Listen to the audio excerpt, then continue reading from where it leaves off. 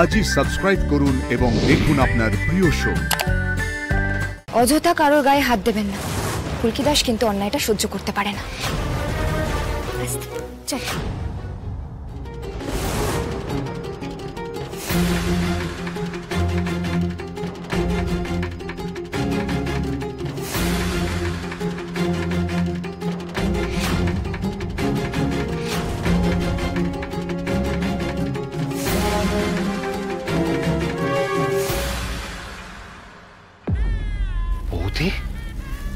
তুমি বসো না এক জায়গায়।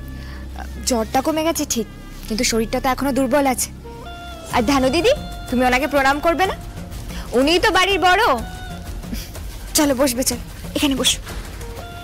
আস্তে বসুন আপনি।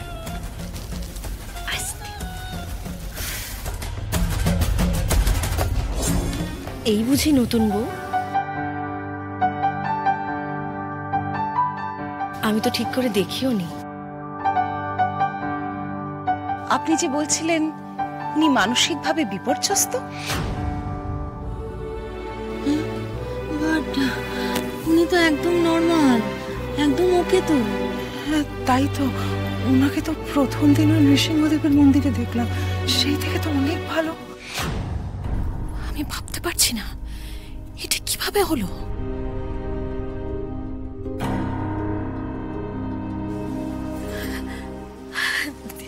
দিদি তুমি এখানে এইভাবে? ধানসিঁড়ি, ধানসিঁড়ি এসো, প্রণাম করো। আদিত্য প্রণাম করো। সুখী থাক থাক।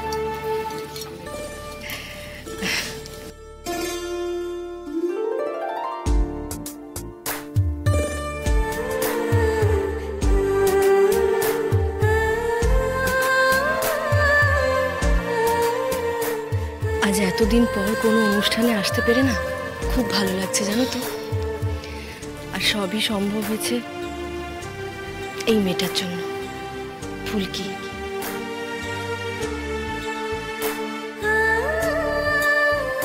ওকে দেখলেই মনে হয় ওর সঙ্গে আমার গত জন্মের নিশ্চয়ই কোনো সম্পর্ক ছিল। ও পাশে থাকলে আমি খুব ভালো থাকি। হ্যাঁ রে ছোট, ওকে একটু আমার সঙ্গে থাকতে দিস না কেমন? আর ওর বরটাও বেশ ভালো। এতে আর আমার কি বলবার আছে? তুমি যার সাথে থাকতে চাইবে সেই তোমার কাছে এসে থাকবে। মা আমি যাচ্ছি, পাহারাদারদের ব্যবস্থা করছি। না এখন না, আগে পার্টিটা শেষ হতে দাও। আমার নাকের টোকা দিয়ে এত কিছু কি করে হয়ে গেল সেটা আমাকেও দেখতে হবে। ওই মেয়েটা এবার সব সহ্যের সীমা পার করে গেছে। ম্যাডাম কিছু চাই? আপনি নিশ্চয়ই আমার উপর রেগে আছেন। মারুন না, আমায় থাপ্পড় মারুন, ঠিক যেইভাবে চন্দনা দিদিকে মেরেছিলে। সামান্য একটা বিষয়কে অযথা বড় করে তুলো না ফুলকি। না, বলে দিলাম আর কি। আপনি নিশ্চয়ই এবার নতুন পাহারাদারকে মারধর করবেন। ওনার কিন্তু কোনো দোষ নেই ম্যাডাম, আগে থেকেই বলে দিচ্ছি। আমি অন্য পথ দিয়ে গিয়ে বড় রানীর ঘরে ঢুকে বড় রানীকে সাজিয়ে গুছিয়ে নিয়ে এসেছি। অযথা কারোর গায়ে হাত দেবেন না।